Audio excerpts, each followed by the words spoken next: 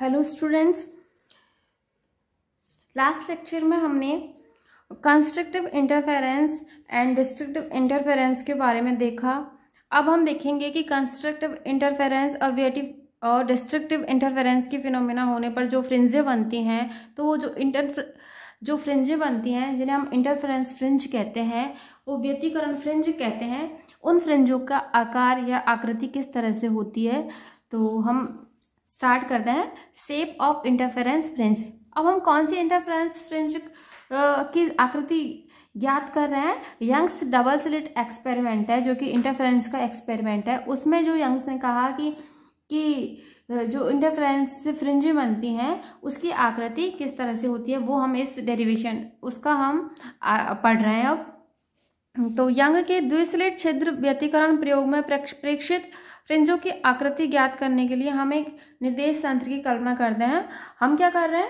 Young's double slit experiment of interference में जो फ्रिंजें मिलती हैं उसकी शेप ज्ञात करने के लिए हम एक फ्रेम ऑफ रेफरेंस की कल्पना कर रहे हैं। माना स्लिट इस तरह से, ये एस है, यहाँ से लैम्डा वेवलेंथ की वेव निकल के S1 तथा S2 पर पहुंच रही है, और माना ये किसी बिंदु पॉइंट P पर सुपरपोज्ड हो रही हैं। तो फ्रेम ऑफ रेफरेंस को किस तरह से कहा गया है कि माना स्लिट S1 तथा S2 का मूल बिंदु का मध्य बिंदु ये S1 तथा S2 है, इसका मिडिल पॉइंट है वो बिंदु O, पॉइंट O। इसको हमने जो निर्देश तंत्र है उसमें अक्ष जो एक्सिस है उनका ओरिजिन पॉइंट की तरह कंसीडर कर रहे हैं उसको, और जो वाई अक्ष S1 तथा S2 को मिलाने वाली रेखा के अनुदिश क्या है?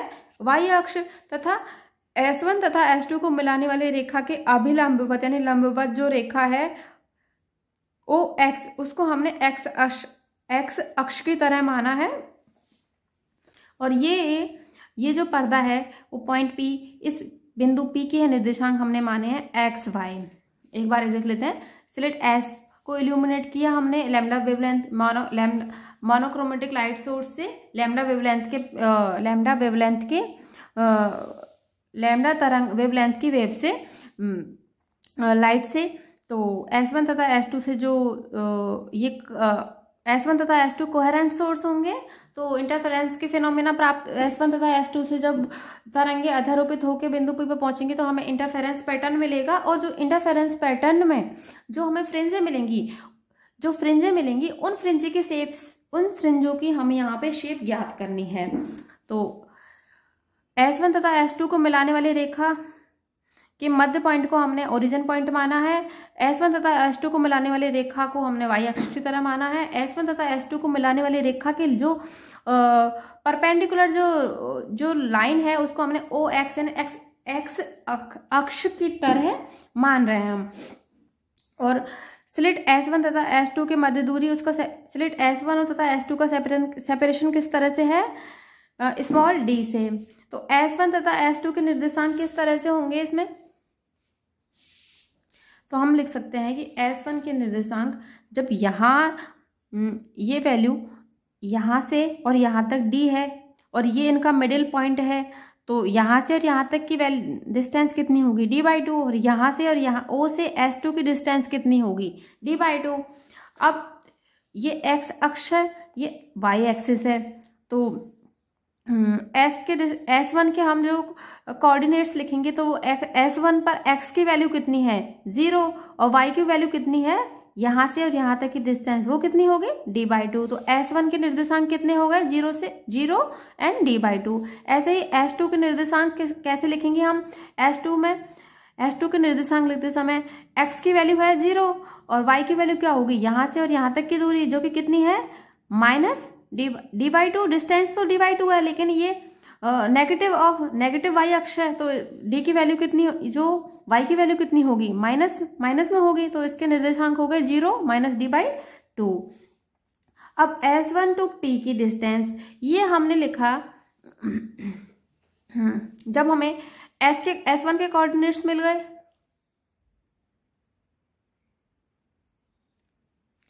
जब हमारे पास S1 के कोऑर्डिनेट्स हैं, S2 के कोऑर्डिनेट्स हैं और पॉइंट P के कोऑर्डिनेट्स हैं, तो जब दो पॉइंट्स के कोऑर्डिनेट्स हमें मालूम होते हैं तो हम उनके मध्य की दूरी निकाल सकते हैं। उनकी मध्य की दूरी का फॉर्मूला होता है जैसे इस तरह से होता है। एक मिनट रुको, ये कोई पॉइंट ए है, ये पॉइंट बी है, सॉरी पॉइंट ए तथा पॉइंट बी। पॉइंट माना x1 y1 और x2 y2, इस तरह के इनके निर्देशांक हैं। तो ए से बी के मध्य की दूरी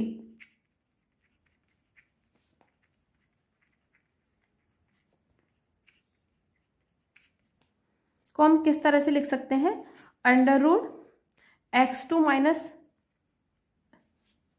x1 का whole square plus under root y2 minus y1 का होल स्क्वायर, यानी x कोऑर्डिनेट के डिफरेंस का स्क्वायर प्लस y कोऑर्डिनेट्स के जो डिफरेंस है उसका स्क्वायर का अंडर रूट। ऐसे हम जब दो पॉइंट्स के कोऑर्डिनेट्स हमें पता होते हैं तो उनके बीच की दूरी हम ज्ञात कर सकते हैं। तो ये जो फॉर्मूला है वो हमने यूज लिया है यहाँ पे। S1 से P के डिस्टेंस इन S1 से P के मध्य दूरी कितनी होगी और S2 से P के मध्य दूरी, तो उसको यूज लेने पर हमें एक्सप्रेशन S1P इक्वल्स टू ये मिल गया और S12P मिल गया इस तरह से। इसको हमने नाम दे दिया इक्वेशन 1, इसको हमने नाम दे दिया इक्वेशन 2।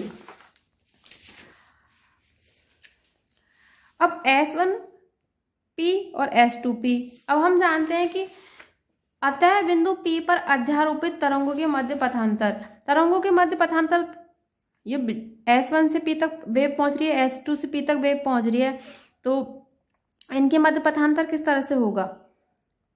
P पर जो अध्यारोपित तरंग है उसके मध्य पथांतर किस तरह से होगा, S2P माइनस S1P। तो पथांतर को हम लिखेंगे पथांतर delta equals to S2P minus S1P। अब इक्वेशन जो 1 और 2 है जो कि किसके लिए है, S1P और S2P। यहां से हम S1P और S2P की वैल्यू इस इक्वेशन में रखेंगे तो हमें मिल गया ये वाली इक्वेशन। अब क्या कर रहे हैं हम, इसमें ये जो माइनस वाली टर्म है इसको हम डेल के साथ में ला रहे हैं, तो ये हो जाएगी डेल प्लस इस टर्म्स को इधर लाने पर ये इस तरह से हो गई। इसको रीअरेंज कर दिया हमने इस इक्वेशन को, तो हमें मिल गई ये इक्वेशन। अब दोनों ओर हम स्क्वायर करेंगे, तो दोनों ओर स्क्वायर करने पे क्या है, इधर अंडर रूट है तो अंडर रूट का स्क्वायर करते हैं तो क्या होता है, अंडर रूट हट जाता है। तो ये वाली टर्म हो गई x square plus y plus dy2 का होल स्क्वायर इक्वल्स टू। अब इसको हम ए की तरह, इसको हम बी की तरह देख रहे हैं, तो इसका जो स्क्वायर करेंगे तो a प्लस बी का whole square, a plus B की whole square, a plus B का होल स्क्वायर, इस फॉर्मूले से इसको ओपन करेंगे तो मिल गया, पहले कर दिया हमने डेल का स्क्वायर प्लस ये वाली जो टर्म है इसका स्क्वायर कर दिया। तो इस टर्म्स का जो स्क्वायर करेंगे तो ये अंडर रूट में है तो इसका स्क्वायर करेंगे तो ये अंडर रूट हट जाएगा। तो हमें मिल गया x square plus y minus dy2 का होल स्क्वायर प्लस 2 ऑफ ये होता है A square plus B square plus 2ab plus 2ab वाली टर्म किस तरह से लिखेंगे, 2a और मल्टीप्लीकेशन में b, x square plus y minus dy2 का होल स्क्वायर 1/2। तो नेक्स्ट स्टेप हो गया एक्स स्क्वायर प्लस इसको ओपन करेंगे y square plus d square dy2 का square d square by 4 plus 2ab से 2y dy2, तो हमें मिल गया yd। इसको ओपन कर रहे हैं अपन, del square plus X square plus ये वाला ओपन कर दिया तो हमें ये वाले स्टेप मिल गए plus 2 del x square plus y minus, इसको हमने इस तरह से रहने दिया।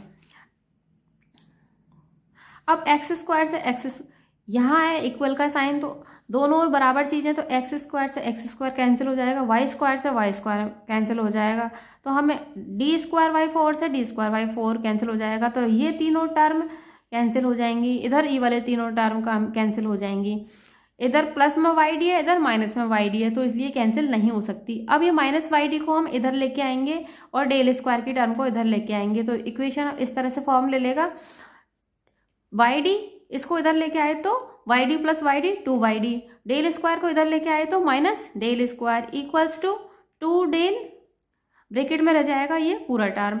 अब हम अगेन इसका स्क्वायर कर रहे हैं, क्यों कर रहे हैं, ये जो अंडर रूट है उसको हटाने के लिए, तो इसका स्क्वायर करेंगे तो ये 2y d minus del square का होल स्क्वायर, इसका स्क्वायर कर दिया तो 2 डेल का स्क्वायर हो गया 4 डेल स्क्वायर, और इसका जो स्क्वायर करेंगे तो अंडर रूट हट जाएगा, ये इस तरह से आ गया।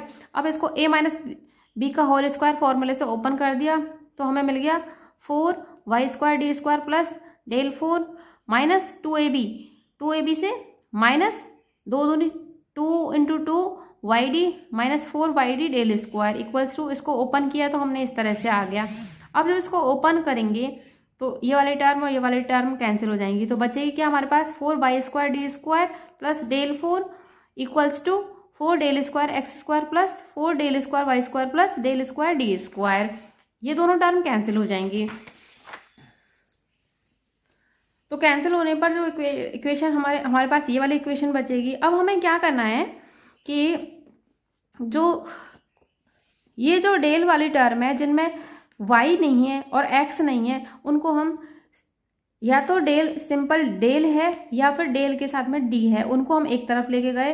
तो ये जो डेल स्क्वायर है, डेल स्क्वायर डी स्क्वायर, उसको हम इधर लेके आ गए, तो ये हो गया डेल स्क्वायर डी स्क्वायर।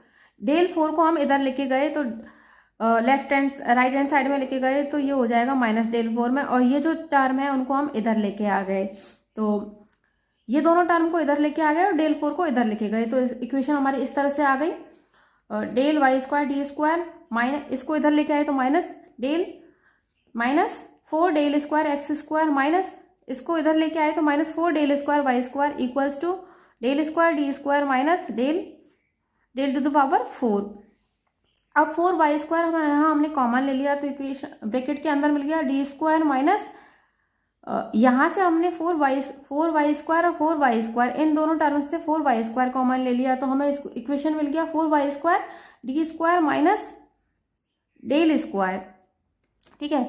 और बच गया ये वाली term minus 4 del square x square equals to del square, यहाँ मिल गया हमें d square minus del square. तो अब ये जो del square d square minus del square है, इसको हम नीचे लेके इधर की साइड लेके आ गए तो इक्वेशन इस तरह से फॉर्म हो गया। अब यहाँ D square minus delta square से ये वाला कट हो जाएगा, तो 4y square upon del square, इसको अपन इस तरह से लिख सकते हैं y square by 1/4 del square minus, इसमें डेल स्क्वायर से डेल स्क्वायर कैंसिल आउट हो जाएगा, बचेगा हमारे पास minus 4x square Y D square minus del square, इसको इस तरह से लिख सकते हैं X square by 1/4 D square minus delta square equals to 1। और जो इसको हमने नाम दे दिया इक्वेशन 3, और ये जो इक्वेशन है वो अति परवल है यानी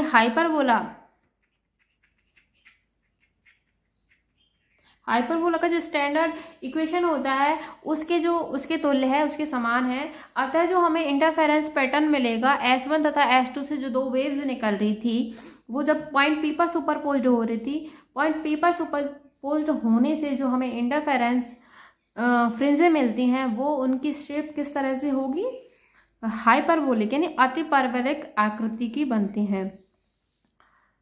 हाँ, अब तो हमने कह दिया कि सुपरपोजिशन से अति परवलय हाइपरबोलिक शेप्स की हमें फ्रिंजें मिलती हैं। अब यदि बिंदु P के निर्देशांक XY के मान पथांतर